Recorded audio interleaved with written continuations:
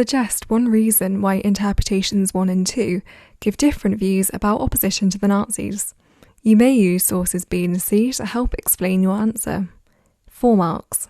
Here's the mark scheme for this question, which you can find out about in more detail in our overview video.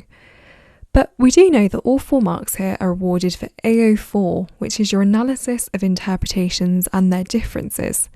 So in the previous question, we decided what that difference was, but now we need to try and account for it or explain why there is a difference in the first place. Now, in order to score in the top band, you need to show that your explanation is analytical and developed. So that means that you've stated your reason for why you think there might be a difference, and you've explained it in detail. You've linked it back to the question.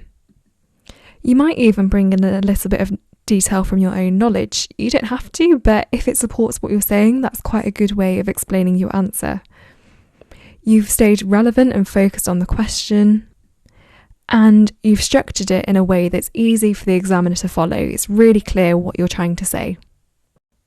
Now, as long as what you say here is relevant to the question and correct, the examiner will award you the marks. But let's have a look at one example. So you might say that they've relied upon different sources. Interpretation 1 might have used source C because that highlights the conformity of the majority and the tendency of ordinary people to go along with the regime out of fear.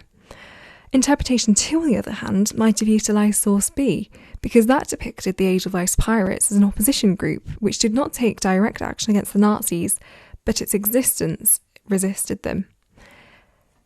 That's a really great way to bring in the sources because you've shown that you can understand the arguments in both the sources and the interpretations, but what's more, you can link all of that together to make a nicely developed point.